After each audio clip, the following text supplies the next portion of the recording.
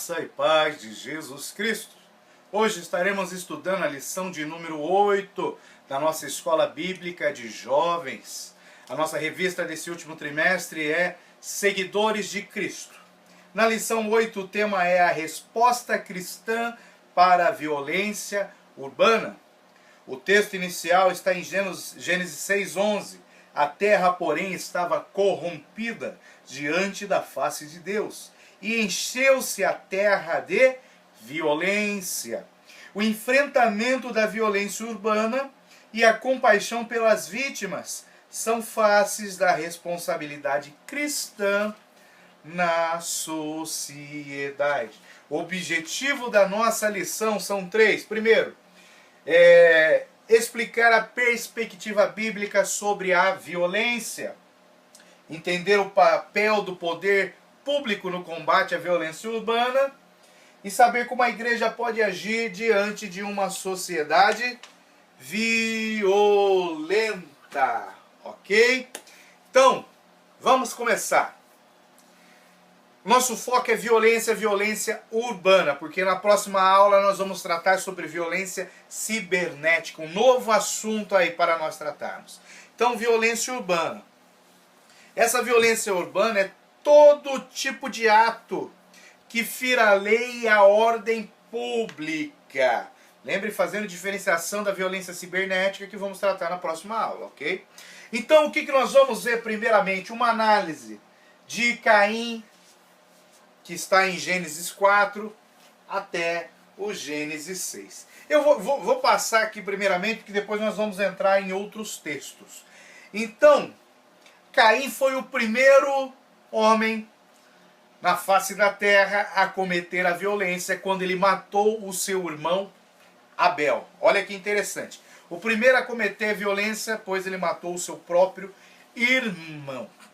Logo na sequência, na continuidade da genealogia de Caim, nós vemos lá que surge um Lameque, um homem que se casou com duas esposas. Caim foi o primeiro a cometer violência e Lameque foi o primeiro a ferir o princípio da família, o princípio do casamento monogâmico, que nós chamamos.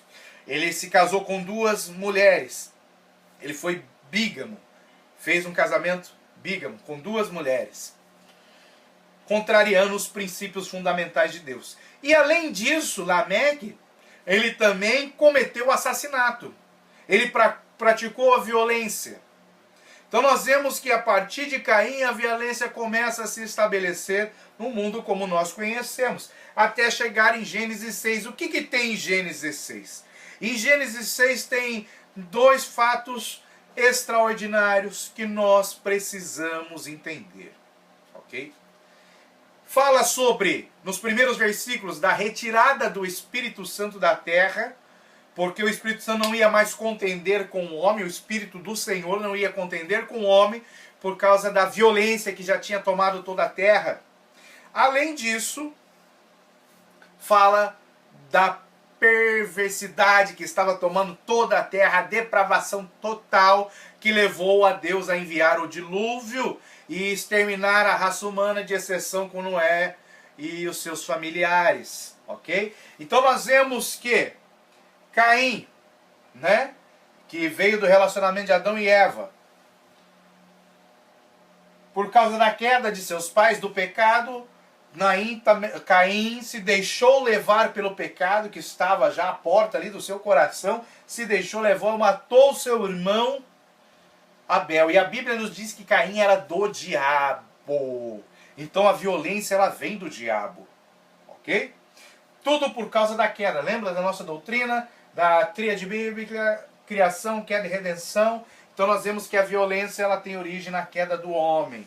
E o primeiro descendente ali, Caim, por causa do pecado, da influência diabólica, acabou cometendo o primeiro assassinato, ok?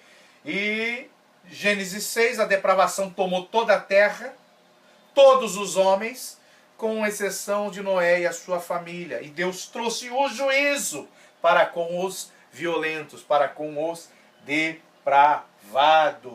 Então, de uma perspectiva bíblica, Nós vemos já Deus expondo a violência. Deus não escondeu esses fatos.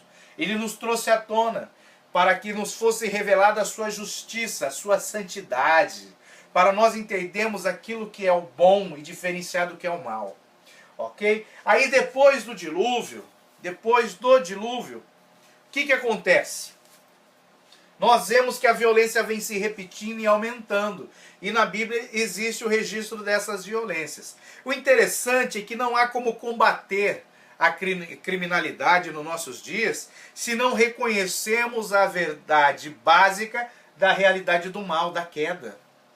Se nós não reconhecemos a queda, o pecado, a influência satânica, o mundo espiritual das trevas, se nós não reconhecemos isso, nós não poderemos combater a criminalidade. Por isso que nós vemos a criminalidade crescer de forma absurda, porque os governantes que têm o poder de polícia, de estabelecer a segurança para o povo, de combater a criminalidade, eles não levam em conta a pecaminosidade do homem, ele não leva em conta a ação do reino das trevas. O mal não é uma ilusão e nem uma simples doença mental, como afirmam alguns certos sociólogos. Atribui-se a problemas mentais, a desvios de padrão de conduta. Não! Isso é influência do pecado, é influência do maligno, pois quem comete violência é do diabo, igual Caim era. Ok? Então, essas teorias são muito frágeis, pois atribuem a forças sociais os problemas econômicos da origem da criminalidade. Ou seja, a criminalidade, ela surge de problemas sociais, é isso que eles defendem, mas isso não é correto. A criminalidade surge da queda do homem. Então, enquanto eu não combater a causa, os efeitos vão se propagar. Hoje em dia nós vemos os governos estabelecerem ações contra os efeitos. Eles nunca atacam a causa, porque eles não entram nessa esfera espiritual. Então nós nunca veremos o mal acabar. Por isso que ele só vai aumentar, aumentar e aumentar. E isso nós vamos falar um pouco mais para frente, né? Vamos dar uma espiada aqui nesses textos. Lá em Gênesis 34, abra sua Bíblia. Isso é um estudo, nós temos que folhear a Bíblia, ver o que a Bíblia diz, aprender. Gênesis 34, do 13 ao 31, é grande esse texto, mas vamos, pegar só o que nos interessa. Então responderam os filhos de Jacó a Siquém e a Amor seu pai, enganosamente falaram, porquanto haviam contaminado a Diná, sua irmã.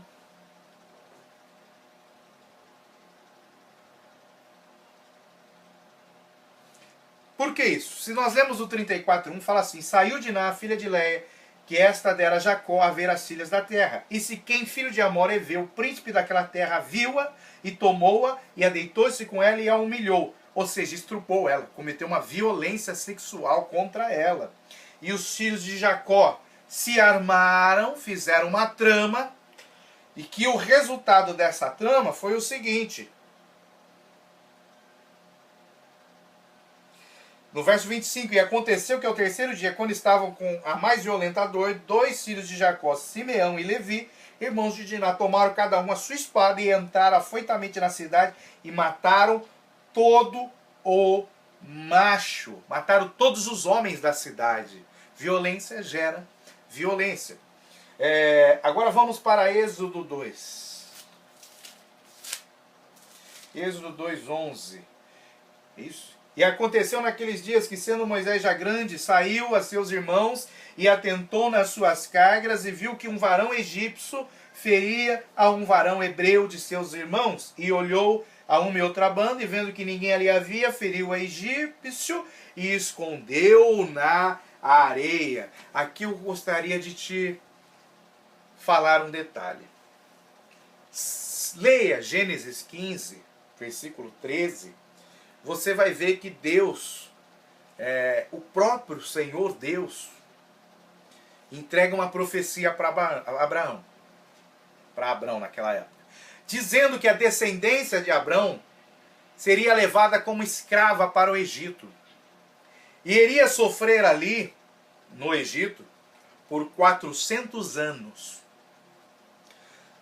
Porém, o povo não ficou 400 anos no Egito.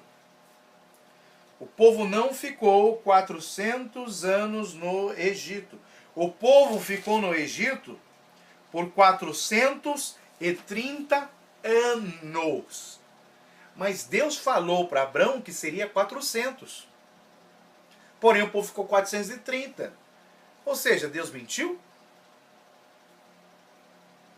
Não, Deus não mentiu. E Deus é tão maravilhoso que ele deixou registrado essa diferença de datas.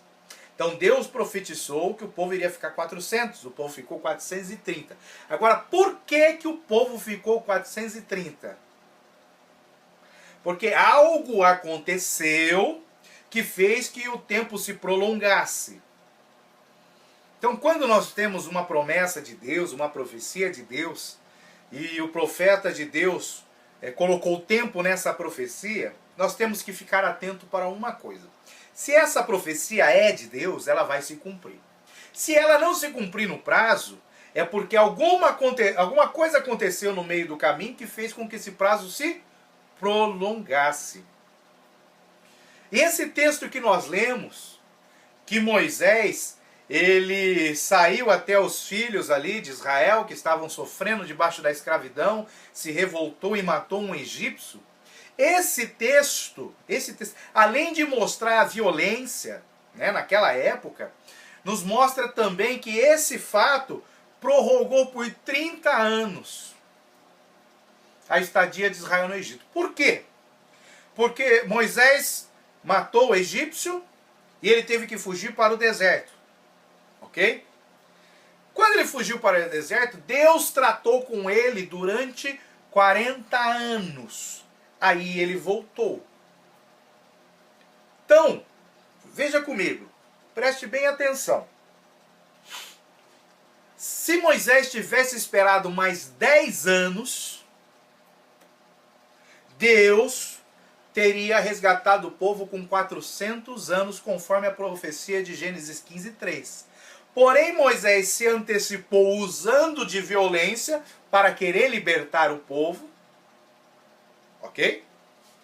E essa ação do homem em querer fazer aquilo que Deus, somente Deus pode fazer, prolonga os propósitos. Às vezes atrapalha até de nós recebermos a bênção. Então nós temos que tomar muito cuidado para nós não fazermos aquilo que é papel de Deus. Por isso que eu tenho que conhecer profundamente as doutrinas bíblicas. Para eu não atrapalhar, para eu não atrasar o propósito de Deus na minha vida. Então Moisés, ele matou, foi para o deserto, se escondeu de Faraó. Deus trabalhou com Moisés durante 40 anos. Ok? Então, se prorrogou o prazo por mais 30. Se Moisés tivesse esperado os 10 anos, né, tivesse ficado quietinho por mais 10 anos, Deus teria resgatado o povo. Mas como o homem Moisés quis fazer o papel, o trabalho de Deus, se prorrogou o prazo. Isso é só para fins de conhecimento. Ok? Juízes 19. Se você puder, depois leia o 19 e o 20, que é uma história tremenda, registrada na Bíblia. Eu vou ler só 2 versículos, o 25 e o 29. 25. Porém aqueles homens não quiseram ouvir, então aquele homem pegou da sua concubina e lá tirou para fora, e eles a conheceram e abusaram dela toda a noite até pela manhã. E subindo a alva a deixaram, ou seja, vários homens estruparam a mulher de um outro. 29. Chegando, pois, à sua casa, até ela morrer, né? Chegando, pois, à sua casa, tomou um cutelo, né, uma faca, pegou a sua concubina, que tinha sido estrupada até a morte por vários homens, e a despedaçou com os seus ossos em 12 partes, e enviou-os por todos os termos de Israel. Violência gera violência. Olha que coisa tremenda está registrado na Bíblia. Segundo Samuel, capítulo 13. Segundo Samuel, capítulo 13. Vem do 23. É isso mesmo? Segundo Samuel 13, 23 a 39.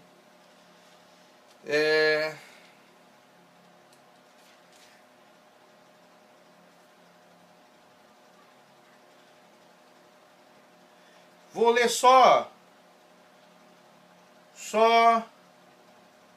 um versículo aqui, o 28, para contextualizar. Depois você pode ler o capítulo inteiro. Diz assim: Absalão deu ordem aos seus moços, dizendo: tomai sentido. Quando o coração de Amnon estiver alegre do vinho, e eu vos disser, feri a Amnon, então o matareis. Não temais, porventura não sou eu quem vos ordenou? Esforçai-vos e sede valente. Ou seja, Absalão mandou matar seu irmão Amnon, porque ele tinha violentado, estrupado a sua irmã. Violência gera violência. Mais um outro caso. 1 Reis 21. 1 Reis 21, 13.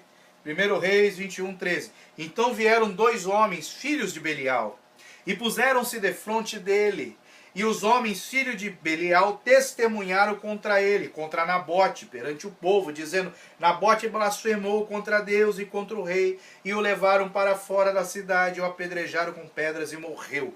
Ou seja, 2 homens mentiram contra Nabote, a mando de Jezabel, porque ela queria tomar a vinha de Nabote, e Nabote foi apedrejado violentamente até a morte. Então, casos que aconteceram de violência depois do dilúvio, de irmão para com irmão, né? de um rei para com o seu súdito, vários casos registrados aqui.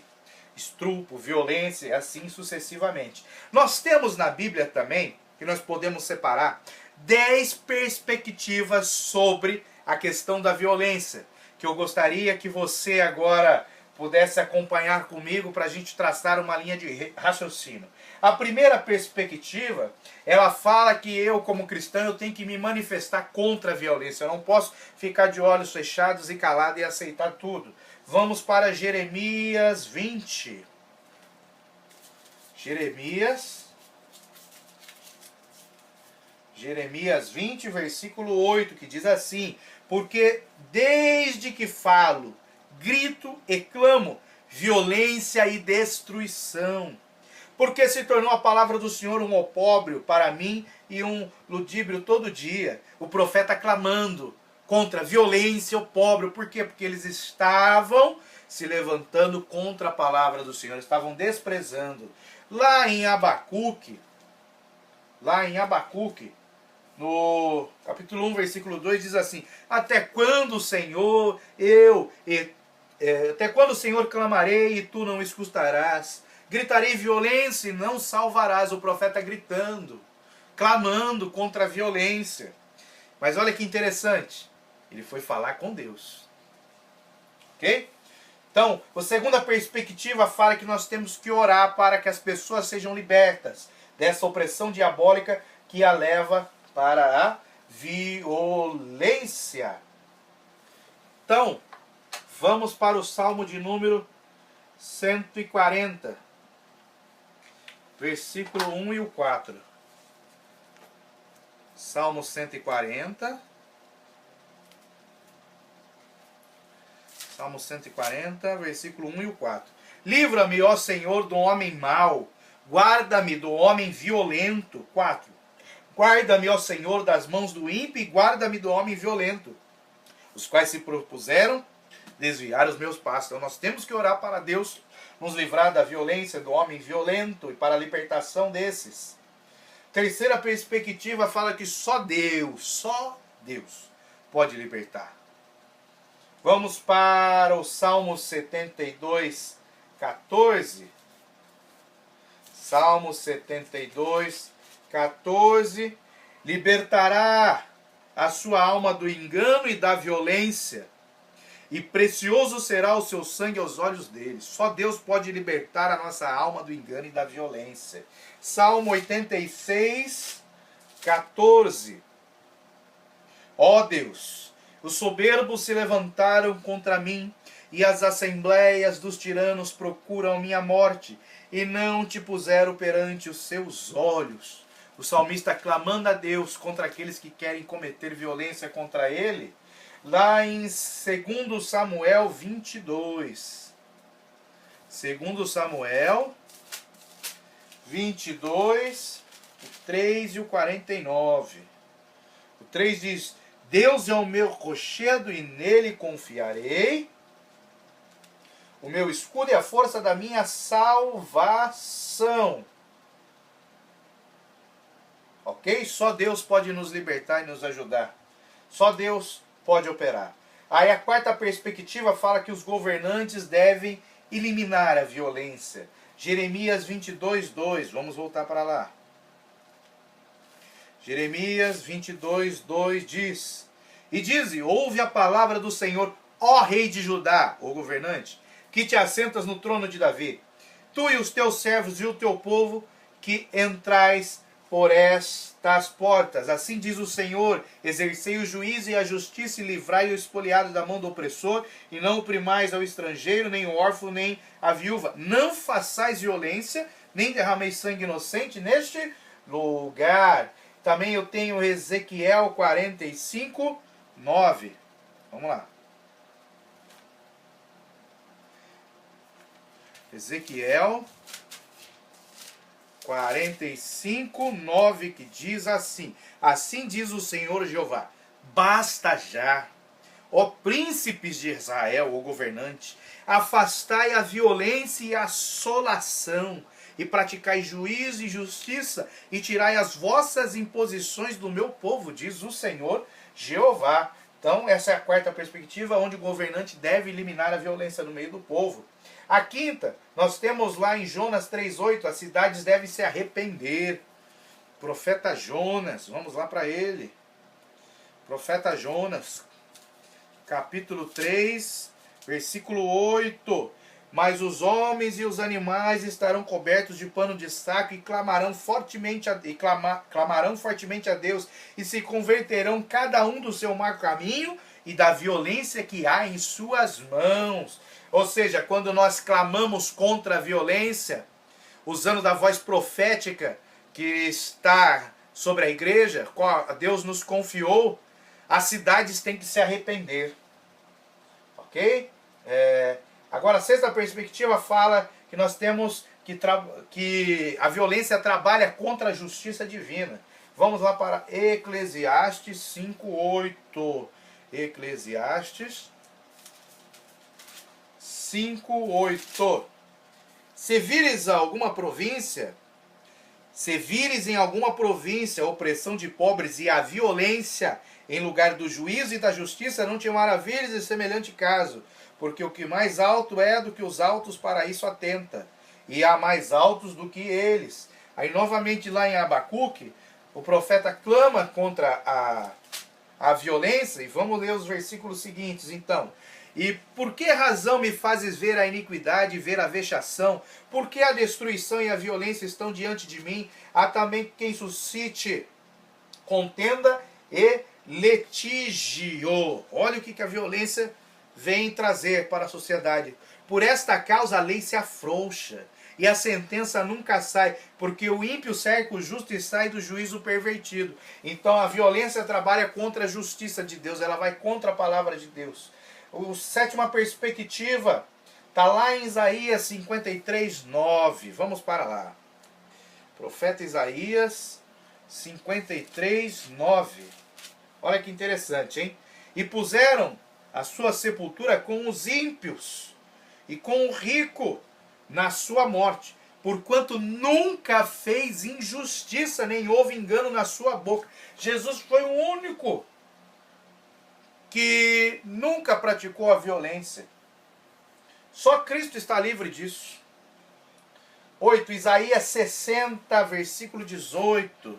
Isaías 60, versículo 18, que diz: Nunca mais se ouvirá de violência, na tua terra, de desolação ou destruição nos teus termos, mas aos teus muros chamarás salvação e as tuas portas louvor. Ou seja, quando acabar tudo, quando se fizer novos céus e nova terra, e nós salvos estivermos com nosso Senhor na glória, nunca mais haverá violência. Essa é a 8ª perspectiva bíblica.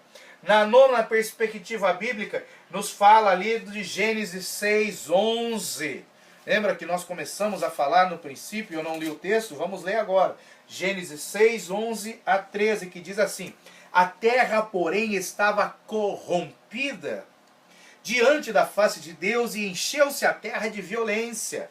E viu Deus a terra, e eis que estava corrompida, porque toda a carne havia corrompido o seu caminho sobre a terra. Então disse Deus a Noé: o fim de toda a carne é vindo perante a minha face, porque a terra está cheia de violência, e eis que os desfarei com a terra. E isso vai acontecer nos nossos dias, porque a terra está cheia de violência. Aí em Mateus 24, Jesus vem enfatizar isso, que nos últimos dias a terra se encherá de violência, e a carne que persistir em ficar na violência sem entregar a sua vida a Jesus Cristo será destruída, assim como foi na época do dilúvio. Mateus 24, 12 e 37. Mateus 24. Mateus 24. Vamos ler o 12. E por se multiplicar a iniquidade, o amor de muitos se esfriará. Aí o 37 que diz: e como foi nos dias de Noé, assim será também a vinda do Filho do Homem. Ok? Então essas são 10 perspectivas bíblicas, onde nós vemos que nós temos que nos manifestar contra a violência, assim como foi com o profeta Jeremias e Abacuque. Nós temos que orar para sermos livres dessa violência e para Deus libertar aqueles que praticam a violência. Nós temos que entender que só Deus pode fazer essa libertação. Os governantes devem eliminar a violência. As cidades devem se arrepender. A violência trabalha contra a justiça divina. Só Cristo estava livre deste pecado, porque Cristo não pecou em nada. Ele morreu inocente. Não existirá a violência quando forem feitos novos céus e nova terra, quando tudo se consumar. E na época de Noé, a violência cresceu de uma forma tão grande que Deus eliminou toda a humanidade, com exceção de Noé e a sua família. E nós vemos que nos últimos dias, que são os dias que nós estamos vivendo, a violência está se multiplicando de forma absurda, só mostrando que as profecias bíblicas estão se cumprindo em sua íntegra, ok? E nós temos que olhar para os nossos dias, para o nosso cotidiano, para nós entendermos essa relação da violência urbana mediante essa gestão governamental pública que nós temos. Nós temos alguns exemplos de jovens e adolescentes de classe média alta, que apesar de ter acesso à educação, de qualidade de vida boa, de ter condições financeiras, de ter as melhores escolas, as melhores universidades, cometem crimes bárbaros e se envolvem com corrupção. Políticos, são profissionais de boa formação acadêmica e se envolvem com corrupção. O que eu entendo com isso? Veja, eu entendo desta forma que não é uma condição boa de vida, economicamente falando, condições boas, que determina se a pessoa é mais violenta ou não. Então não é uma política econômica que diz se a sociedade vai ser violenta ou não. O que diz que a sociedade é violenta em sua raiz é a doutrina da queda. Ok? Então nós vemos aí jovens de classe média rica, alta, lá nos Estados Unidos, pegam arma e saem matando seus amigos na escola. Os políticos nossos, muitos empresários bem-sucedidos, com dinheiro, vêm de berço com dinheiro, são ricos, têm boa formação acadêmica e são corruptos.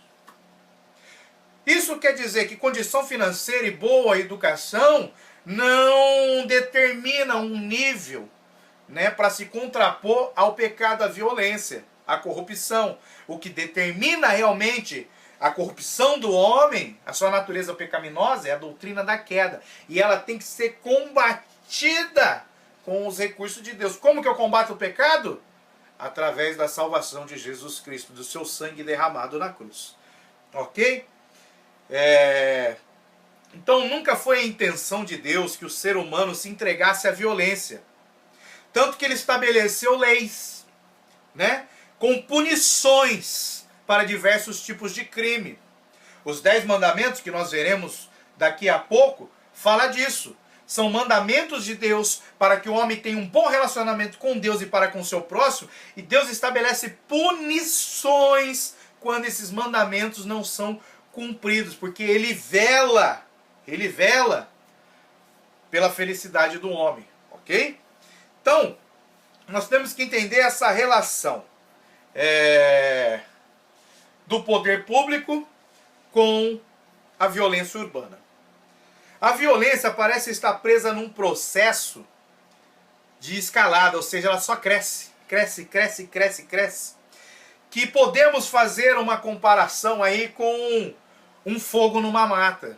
Então começa ali a queimar um pouquinho de mato, né? Começa um rastro ali de incêndio, e rapidamente esse fogo se espalha por toda a mata. Assim é a violência, o pecado. Ele começa ali com coisinhas pequenas e ele vai crescendo e se espalha por todo o seu ambiente. Também nós podemos comparar isso com uma epidemia. Então, uma pessoa pega uma doença contagiosa, em determinado local do mundo. Aí vamos supor que essa pessoa vem aqui para o país. E essa doença é transmitida através do contato e do ar. Se você ficar próximo da pessoa, você contrai a doença. Então nós vamos ver que essa doença ela vai se expandir de forma rápida e alcançar uma grande parte da população, uma epidemia. O pecado, a violência é assim também. Ele se espalha de forma gritante. Por isso que o texto que nós lemos, né? Por causa do aumento da iniquidade, da violência, do pecado, o amor de muitos se esfriaria. Então, o pecado ele vai crescendo, a violência vai crescendo como um fogo numa mata e como uma epidemia contagiosa no meio de uma grande população. Existem violências familiares, existe violência no meio escolar, existe violência de tudo quanto é tipo, sexual. Só que uma das violências que nós estamos vendo crescer muito no mundo, que nós estudamos até em aulas passadas, quando nós falamos sobre os refugiados, fala da violência que vem através do terrorismo, que está ficando sem limites e sem fronteiras. Nós vemos lá quase 72 países do mundo oprimem os cristãos, né? E existem práticas de terrorismo. E no Brasil, nós temos altas taxas de violência. E antes de nós vermos essas taxas, eu gostaria de relembrar com vocês 2 casos que aconteceram aqui na nossa nação. 2 casos de violência que marcaram essa nação, foram temas de redação em vestibular, de telejornais e assim por diante. Por exemplo, tem um caso envolvendo uma jovem chamada Suzane Louise von Richthofen, se eu não me engano é assim que pronuncia, que juntamente com outros 2 irmãos chamados Daniel Cravinho e Christian Cravinho, eles planejaram com uma grande crueldade o assassinato de seus pais, a morte de seus pais. Esse foi um caso que foi noticiado aqui no Brasil. O filho planejando e executando a morte do seu próprio pai para poder ficar com a herança. Aí eu lembro na Bíblia quando Jesus diz, né, pais se levantarão contra filhos, filhos contra pais. É complicado. E eles mataram os pais enquanto eles dormiam. Isso ocorreu lá em 31 de outubro de 2012. Aí um outro caso também, hediondo, que aconteceu em março de 2008, é da morte da menina chamada Isabela Nardoni. Lembra dela? Onde o seu pai, Alexandre Nardoni, e a madrasta pegaram ela e arremessaram essa criança pela janela do 6º andar. O pai pegou a própria filha e lançou pela janela. de um prédio de 6 andares. E aquela criança morreu. E esses 2 casos, né, que chocaram a nação brasileira foram cometidos por pessoas de classe média, com boa educação, sem problema financeiro, né, e sem problema de ordem psicológica. Então qual foi a causa dessa maldade? A queda do homem, a natureza pecaminosa, que vai crescendo, crescendo e crescendo, pois se o homem não tem a Jesus Cristo, não tem o Espírito Santo para lhe ajudar a ter o domínio próprio, para lutar contra a carne passa a lhe dominar e o pecado toma conta, e a violência vai se exteriorizando. Então esses foram 2 casos que aconteceram aqui na nação brasileira. Agora em termos de estatística, né? Para nós aprofundarmos, porque isso foram 2 casos noticiados pela mídia que tiveram uma grande abrangência. Porém, existem casos semelhantes e até mesmo piores que nem são noticiados. Ok? O Brasil é um dos países com maior índice de criminalidade do mundo, com elevada taxa de homicídios, roubos, sequestros e outros atos criminosos. Ok? Tem uma publicação chamada Atlas de Violência. E em 2014, ela registrou 59.627 homicídios aqui no Brasil. Esse é o maior número de homicídios já registrado e representa mais de 10% dos registrados no mundo.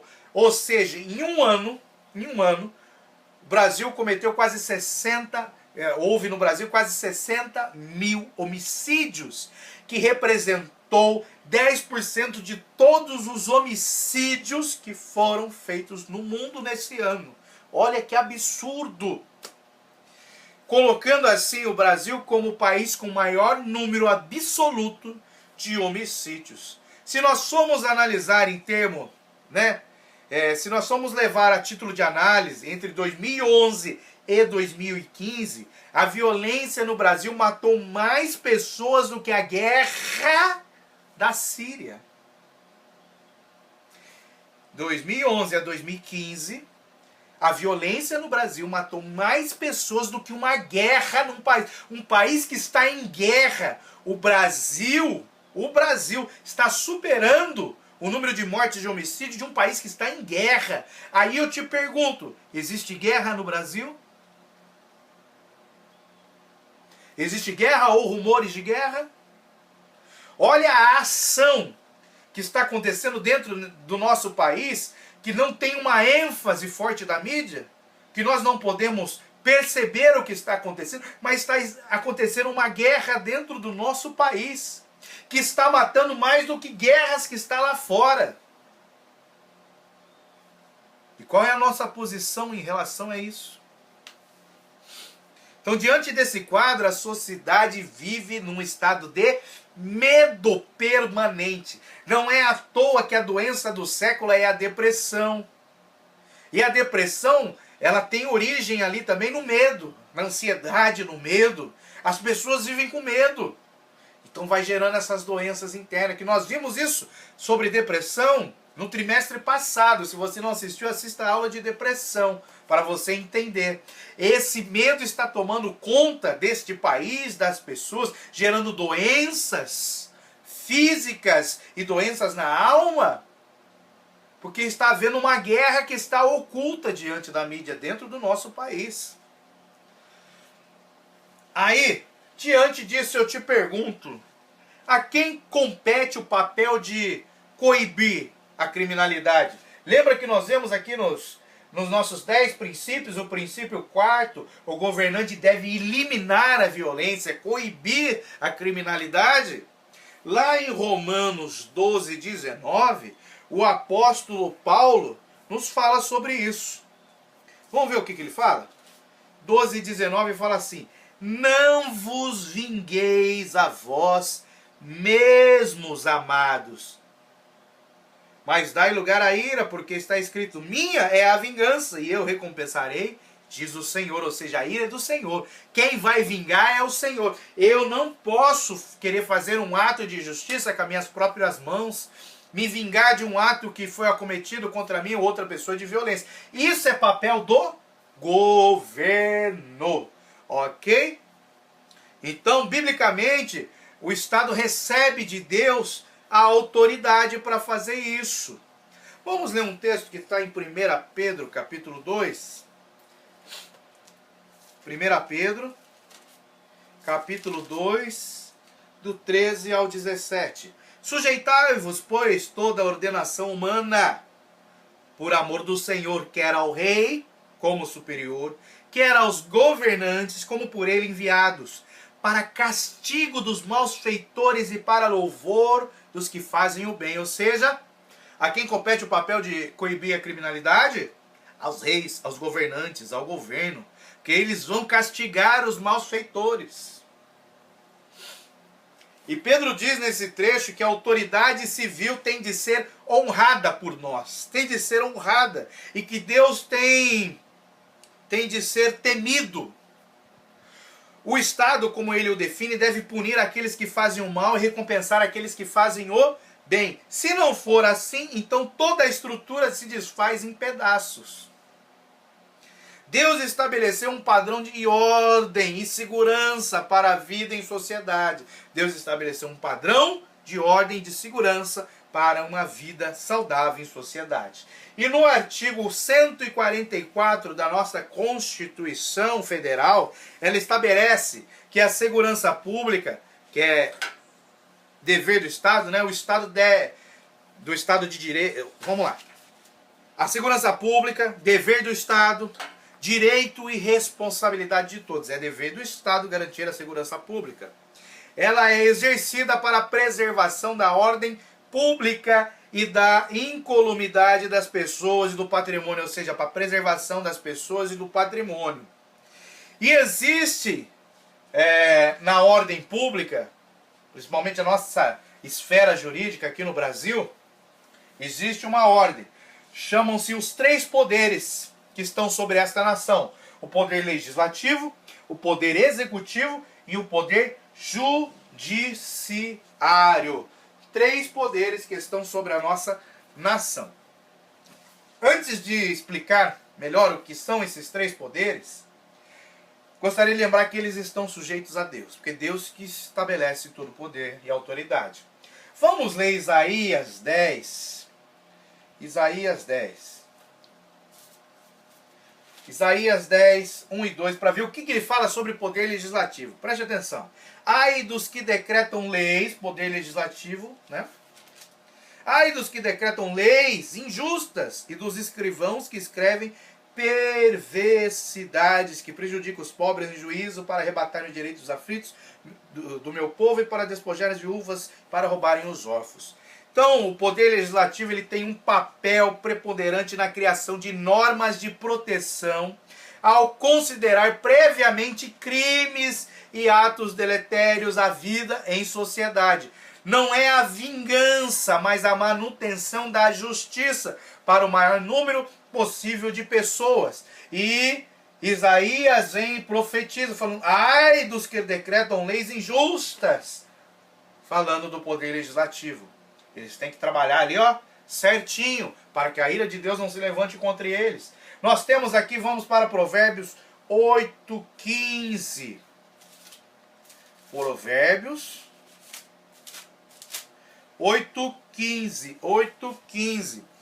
Falando sobre o poder executivo antes, cabe a ele aplicar as leis e instituir, aplicar. Ó, esse aqui faz as leis, esse aqui aplica as leis e institui políticas públicas que busquem garantir a efetiva segurança da população.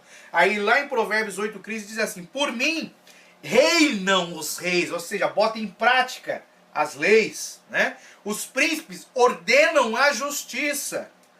Então nós vemos aqui princípios bíblicos para determinar o poder legislativo, executivo e o judiciário. Quanto ao poder executivo, existem 2 autores americanos, Charles Colson e Nancy Pearce, que eles fazem um comentário interessante. Olha o que eles dizem assim, ó. O melhor modo de reduzir o crime não é reagir depois do fato com castigos e reabilitação, mas é desencorajá-los antes que aconteça, criando uma vida em comunidade civilizada e ordenada. Aquilo que Deus estabeleceu aqui na criação: ordem, obediência, um bom relacionamento. Ok? Eles falando isso, eles não estão descartando as medidas de repreensão contra crime, porque nós vimos aqui que tem que ser castigado. Esse é o papel dos reis, dos governantes, dos magistrados, para manter a ordem e dar o exemplo. Mas nós temos que trabalhar com a prevenção. Como? Botando preconceitos naturais, bons nas pessoas. Preconceitos bíblicos na vida delas. Se você não assistiu a aula de preconceito, assista. Nós temos também o poder judiciário, lá em Romanos 13. Romanos 13, versículo 4, que fala sobre o poder judiciário. E diz assim, porque... Romanos 13, 4. Por quê? O 3 primeiro. Porque os magistrados não são terror para as boas obras, mas para as más. Queres tu, pois, não temer a autoridade? Faze o bem e terá louvor dela, porque ele é ministro de Deus para o teu bem. Mas se fizeres o mal, teme, pois não traz debalde a espada, porque é ministro de Deus e vingador para castigar o que faz o mal. Assim, o poder judiciário, ele é responsável por aplicar a lei ao caso concreto. Então nós temos 3 esferas de poder que trabalham para a manutenção da ordem e do bom relacionamento entre as pessoas. Princípios que foram estabelecidos por Deus desde a criação, ordem e relacionamento. Agora nós vamos analisar um pouquinho sobre a igreja e a sociedade, para depois nós entrarmos aqui no quadro dos 10 mandamentos. Em tempos de violência, qual que é a contribuição que a igreja cristã pode dar ao enfrentamento desse grave problema social que nós enfrentamos neste país? Qual a nossa contribuição? Além de fornecer os pressupostos fundamentais de moralidade, justiça e ordem social, aspectos essenciais para a solução criminal, a fé cristã pode ser testemunhada de maneira sublime pela igreja local na prevenção de crimes e reabilitação dos infratores. Ok? A sabedoria e a bondade de Deus se revela claramente na história das Escrituras. Nós vimos aqui o texto. O Senhor criou o primeiro casal e lhes forneceu um ambiente de ordem e comunhão. Lembra? Criação, doutrina bíblica fundamental. O relato dos primeiros capítulos de Gênesis conta que o homem foi criado para viver segundo essa ordem, para um bom relacionamento com Deus e o seu semelhante. Mesmo após a queda, vemos o firme propósito de Deus em manter a ordem, estabelecer regras claras sobre o comportamento humano e punir o mal. Por esse motivo, os filhos de Deus têm condições suficientes de contribuir com o enfrentamento da violência urbana, valendo-se das ferramentas que Deus nos disponibilizou na sua palavra. E aqui nós temos 4 itens, o qual nós podemos contribuir para o enfrentamento da violência. Veja, primeiro, lei absoluta moral. Ou seja, nós podemos fornecer uma lei moral absoluta. Por quê? Porque o relativismo moral, ou seja, né, pecado já não é pecado, tudo pode, não tem problema, né, não tem nada a ver.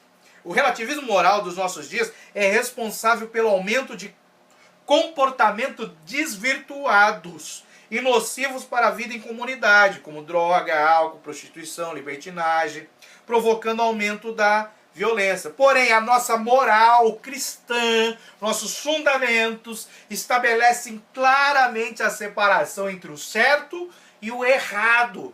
Então, a moral cristã tem que combater esse relativismo moral. Então, a nossa lei moral absoluta, que faz distinção entre certo e errado, ajuda a contribuir no combate da violência. Então, nós temos que levar isso para o povo. Temos que nos envolver com a comunidade local, né, que nós estamos inseridos, Porque aproximar-se das famílias e grupos locais, pregando o evangelho e realizando atividades sociais, a igreja pode transformar bairros inteiros e reduzir a violência. Então não é só a prática social, mas é a pregação do evangelho para trazer a transformação para os homens. Afinal, onde o evangelho genuíno chega, a ordem e a segurança se instauram. Nós podemos contribuir desenvolvendo projetos contra a violência. Ok? Se você tiver a oportunidade, entre em www.ted.com, procure lá um vídeo do autor chamado Jeffrey Brown. Ele é pastor de uma igreja batista em Boston. E lá ele conta como que ele conseguiu baixar a criminalidade em Boston em 79% com a sua igreja envolvida em trabalhos, em projetos, mediante ali a sua comunidade local, a sua sociedade. Então a igreja entrou ali na sociedade com determinados projetos, e esses projetos levaram à redução da criminalidade entre adolescentes e juvenis em 79%. Olha como a igreja, os cristãos podem influenciar o local onde vive. Tem essa palestra lá, pastor Jeffrey Brown, da Igreja Batista de Boston. Está lá em www.tedted.com. Você vai encontrar lá. O primeiro passo para a recuperação, nesse caso, que ele passou nessa palestra, nesse vídeo, é ouvir esse jovem. Não apenas pregar para eles. Nós temos que ouvir para ajudar a reduzir a violência em seus próprios bairros. Muitas vezes, eles só precisam de um ombro amigo, eles só precisam ouvir, desabafar, de estar com pessoas que têm outras experiências boas, que têm algo bom para passar para a vida deles, porque eles estão no meio onde só há coisa ruim.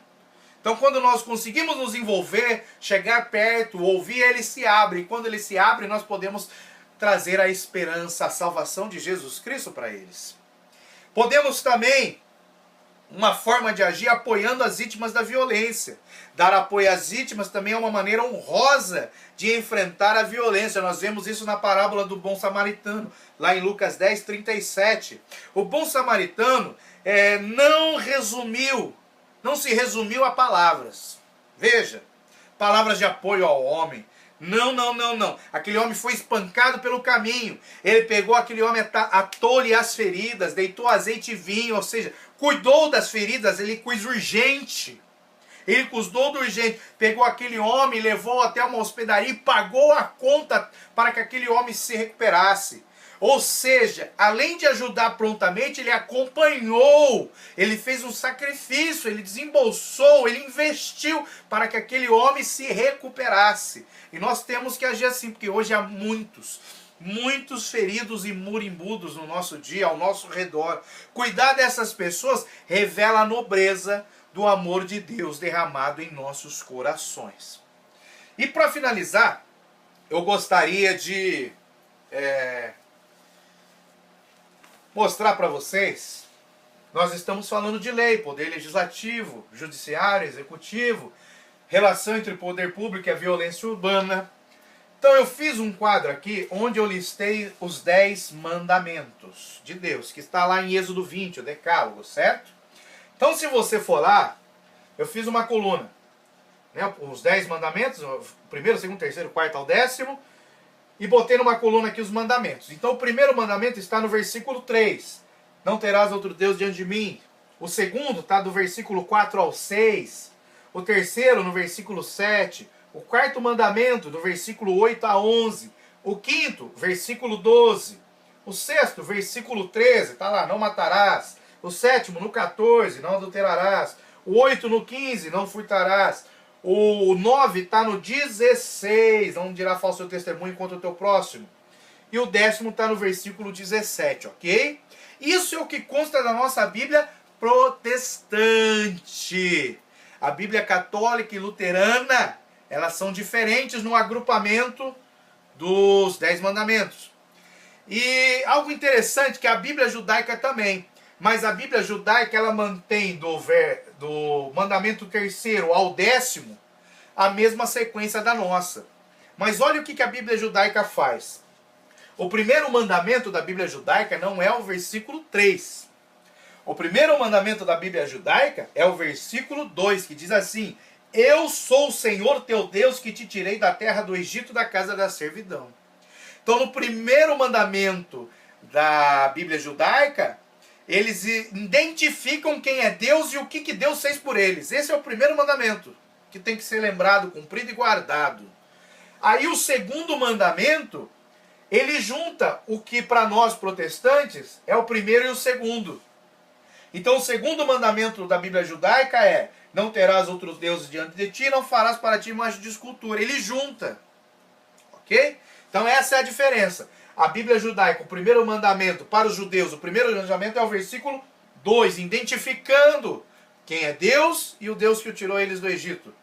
O segundo mandamento é a junção do que para nós é o mandamento primeiro e o segundo, que vai do versículo 3 ao 6. Isso só a título de curiosidade. Aí, olha que interessante. No versículo... No primeiro mandamento, que é não terá outros deuses diante de mim, esse mandamento ele tem uma sentença. Ele tem uma sentença. Você tem uma lei, quando se quebra a lei, você tem uma sentença, um juízo. Qual é a sentença por quebrar o primeiro mandamento? Que está aqui na nossa Bíblia protestante: não terás outros deuses diante de mim. Aí ele está lá em Êxodo 22. Vamos ver o que diz em Êxodo 22? Êxodo 22, 20 diz assim, ó: o que sacrificar aos deuses, e não só ao Senhor, será morto. Então aquele que tiver outros deuses diante do Senhor, né, e sacrificar esses deuses, será morto. Então a sentença para se quebrar o primeiro mandamento é a morte. Aí o segundo mandamento, não farás imagem de escultura e tal, vai até o versículo 6, a sentença está no capítulo 32, em 2 versos, o 10 e o 27. Olha o que diz o 10. Agora, pois, deixa-me que o meu furor se acenda contra eles e os consuma, e eu farei de ti uma grande nação. Por quê? Se nós vemos os versículos antes, o povo de Israel fez um bezerro de ouro, fez uma imagem de escultura. Aí no versículo 10, qual é a sentença? O furor de Deus se acende para os consumir, para lhe trazer a morte. Porém, ali Moisés intercedeu e Deus não executou esse juízo, já dando uma demonstração, um pouquinho do que seria o período da graça que nós estamos vivendo. Mas no versículo 27, olha o que acontece, ó. Moisés falando para os que estavam fiéis, e disse-lhes: assim diz o Senhor, o Deus de Israel, cada um põe a sua espada sobre a coxa, e passai e tornai pelo arraial de porta em porta, e mate cada um o seu irmão, e cada um o seu amigo, e cada um ao seu próximo. Então aqueles que fazem imagem de escultura e adoram, a sentença é a morte. A ira do Senhor está acesa contra eles para o consumir. Já no terceiro mandamento, não tomarás o nome do Senhor teu Deus em vão, a sentença já está no próprio versículo. Não tomarás o nome do Senhor teu Deus em vão. Aí vem por quê? Vem a sentença. Porque o Senhor não terá por inocente o que tomar o seu nome em vão. Ok? No quarto, que vai do verso 8 ao 19, que fala do sábado, lembra-te do sábado para o santificar, nós temos lá em Êxodo 31, versículo 15, a sentença. Ele diz assim, ó: 6 dias se fará obra, porém ao 7º dia, o sábado do descanso, santo ao Senhor. Qualquer que no dia de sábado fizer obra, certamente morrerá. Então a quebra aqui do lembra-te do guarda ao sábado é a morte. Vamos para o versículo, para o 5º mandamento, que é: honra teu pai e tua mãe para que se prolongue os seus dias na terra. Êxodo 21, 15 e 17. Quem não honrar o pai e mãe, olha o que vai acontecer. O que ferir ao seu pai ou sua mãe, certamente morrerá. Versículo 17. E quem amaldiçoar ao seu pai ou à sua mãe, certamente morrerá. Então não honrar. Honrar é diferente de obedecer. Obedecer é fácil. Obedecer você pode fazer careta, pode murmurar e obedecer, fazer o que o pai e a mãe mandou. Honrar é diferente. A palavra no hebraico para honrar, às vezes ela é usada também para glorificar a Deus. Então honrar o pai e a mãe não é simplesmente obedecer, mas é prestar honra, né? É ter eles por respeito, né? É ser temente no sentido amoroso para com o pai e a mãe. Não é adorar ao pai e à mãe, mas é ter o respeito, é buscar honrá-los, honrar a eles. Então quem não honra vai morrer.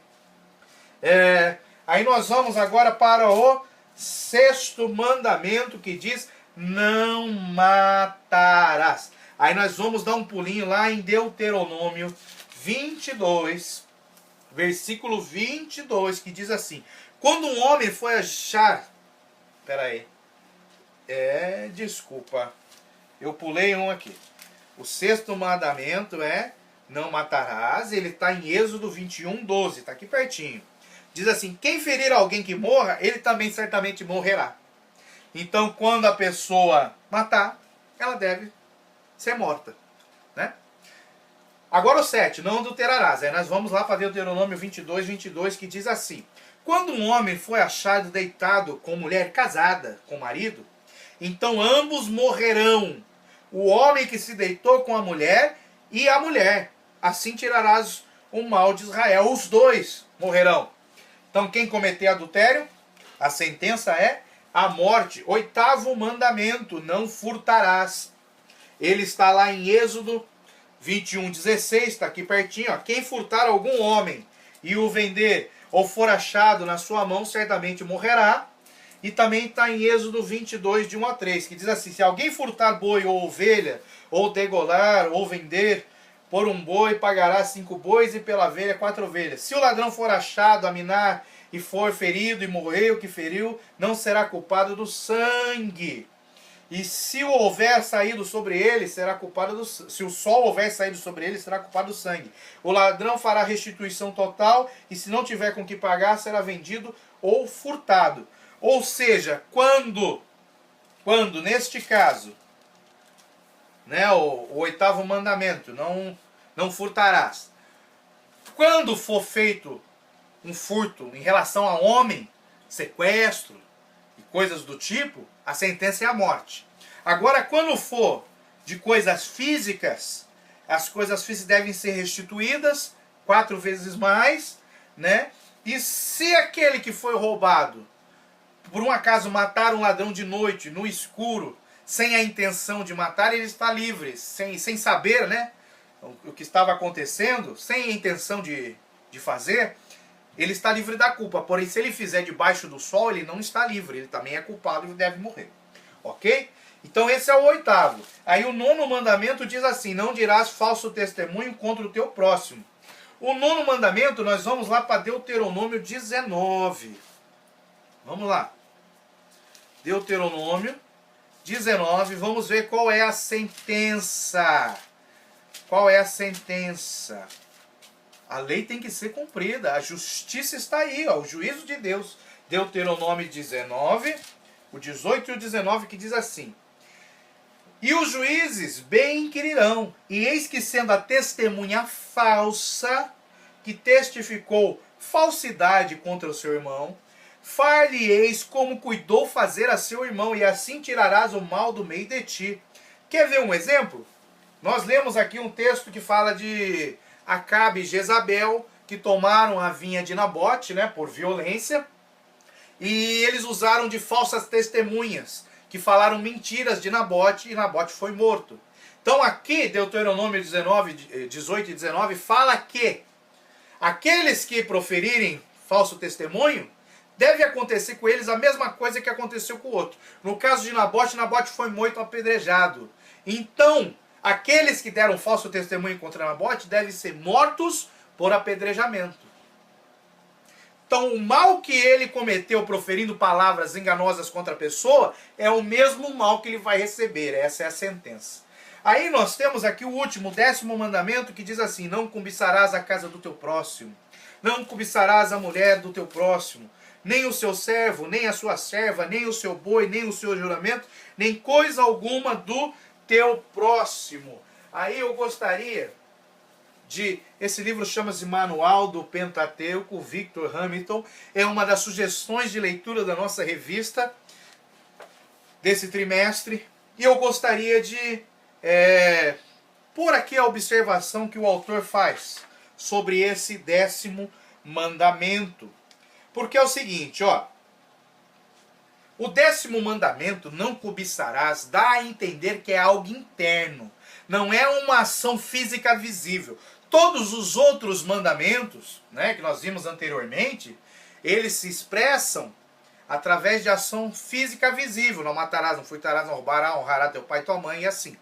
Ok? Então esse não. Então ele fala assim: não apenas os atos possuem consequências morais, mas também o que se pensa e se sente. Creio que é a partir daqui desse 10º mandamento que Jesus começou a proferir o Sermão do Monte. Porque o que ele faz? Se nós vemos bem, não cobiçarás os bens do teu próximo, a mulher do teu próximo, ele está falando que a cobiça é um desejo interno, um sentimento, um pensamento, e quando ela se exterioriza, quando vem a ação, ela acontece aos outros mandamentos. Quando eu cobiço a mulher do meu próximo, e eu pratico a ação, essa ação se chama adultério. Quando eu cobiço o bem do meu próximo, essa ação se chama furto, roubo. E assim sucessivamente. Então, o que ele fala aqui? Que esse ato, esse verbo de cobiçar, envolve também emoções. Envolve emoções. E o interessante, veja isso, nessa linha de raciocínio. Êxodo 20, versículo 17, que fala da cobiça, o verbo cobiçar, no hebraico, chama-se amad. Ok? Amad. Aí, se nós formos lá para Deuteronômio 5:21, que repete ali os 10 mandamentos e fala também da cobiça, já é usado um outro verbo. Esse verbo chama avá, A-W-A, ok? Que dá o intuito de desejar e almejar. Então, esses verbos são sinônimos. Ok? Esse de Deuteronômio 5:21 e o de Êxodo 20:17 implica um sentido de emoção, sem qualquer relação com atos externos. Então é internamente que começa a ser a cobiça. Então talvez seja esse o motivo que esse mandamento está no final por último. Ele é o mais abrangente de todos os mandamentos e inclui o que está ausente no restante do decálogo. Então aqui eu tenho os 10 mandamentos. Tem os princípios de 1 a 4 de relacionamento para com Deus e do 5 ao 10º para com os homens. Todos de 1 a 9 têm uma sentença de juízo. Porém, o versículo 10, por ele ser interno, o mandamento 10, desculpa, por ele ser interno, algo do pensamento, da emoção, nós não temos uma sentença clara para ele. Aí Jesus vem lá no Sermão do Monte e fala assim: aquele só de pensar na mulher do próximo já cometeu adultério. Aquele só de pensar em roubar já roubou. Aquele de pensar de fazer o mal já fez o mal contra o seu irmão. Ok? Então, Jesus vem e abre esse 10º mandamento lá no Sermão do Monte. Então, esse 10º mandamento é o mais abrangente que tem, pois ele tem uma conotação não de exteriorizar, mas sim algo que está interno. É o pecado que está interno em nós. A nossa natureza pecaminosa, o homem interior, começa aqui, na cobiça. E da cobiça vem gerando os outros pecados estabelecidos ali nos 10 mandamentos. Aí o que Jesus faz? Vem e abre, explode esse sentido. Aí ele fala assim, o que origina o adultério é a cobiça na nossa mente. O que origina o furto é a cobiça na nossa mente. Então Jesus ele dá uma interpretação do decálogo, dos 10 mandamentos, através do 10º lá no Sermão do Monte. Ok? Então nós temos que ter, esses são os princípios de Deus, que quando rompidos, eles têm sentenças, juízos. Quando se rompe qualquer princípio desses, todos levam à morte espiritual, ok? Porém, nós estamos vivendo num período chamado de período da graça, onde mais não se executa o juízo automaticamente. O período da graça é aqueles que se arrependem e alcançam o perdão de Deus. É restaurada a vida espiritual e eles passam a ter o direito de desfrutar uma vida eterna com Deus. Okay? Então Deus, Ele nos dá a oportunidade hoje de não sofrermos esse juízo agora. Ok? Isso aqui está postergado. Porque vai chegar o tempo que vai se acabar o período da graça e esse juízo, a morte eterna virá sobre o que aqueles continuam no pecado.